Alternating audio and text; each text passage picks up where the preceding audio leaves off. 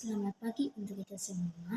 Sebelumnya saya ingin perkenalkan diri. Nama saya Yuri Wantana, NPM 31210113. Di sini saya akan menjelaskan materi tentang teks cerpen. Teks cerpen merupakan cerita pendek yang berisi tentang kisah cerita yang terdiri dari 10 kata. Pada umumnya cerita para cerpen bisa memberikan kesan dominan dan berkonsentrasi pada permasalahan tokoh. Unsur-unsur intrinsik dalam cerpen. Pertama, tema. Tema merupakan sebuah cerpen harus memiliki tema cerita. Hal ini karena tema menjadi unsur utama yang ingin disampaikan penulis pada kisah ceritanya. Yang kedua, alur atau plot. Alur atau plot merupakan urutan peristiwa atau jalan cerita pada sebuah cerpen. Pada umumnya, alur pada cerpen diawali dengan perkenalan, konflik masalah, lalu penyelesaian. Namun ada beberapa jenis alur, yaitu alur maju, alur mundur, dan alur campuran. Yang berikut setting. Setting merupakan penjelasan mengenai latar tempat, waktu, dan suasana yang terjadi dalam cerpen tersebut. Yang keempat, tokoh. Tokoh merupakan pemeran yang diceritakan dalam sebuah cerpen.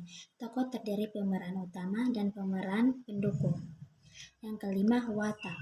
Watak merupakan gambaran sifat dari para pemeran. Watak terdiri dari 3 jenis, yaitu protagonis, antagonis, dan netral. Yang keenam,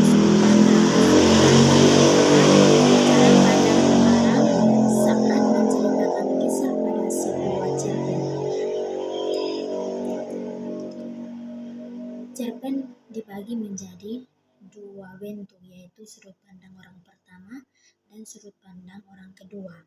Yang ketujuh, amanat. Amanat merupakan pesan moral atau pelajaran yang disampaikan oleh penulis kepada pembaca. Unsur-unsur intrinsik.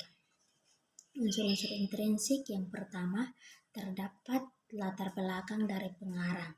Biasanya latar belakang pada kisah cerpen berasal dari pengalaman pribadi pengarangnya, namun tak jarang jika pengarang mengambil cerita dari kisah orang lain.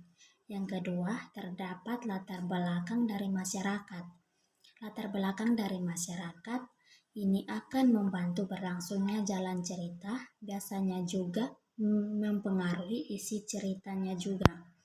Yang ketiga, terdapat biografi yang memaparkan biodata seperti riwayat hidup dan pengalaman secara menyeluruh dan lengkap pengarangnya. Yang keempat, terdapat aliran sastra yang mempengaruhi gaya bahasa yang digunakan oleh penulis saat menyampaikan ceritanya.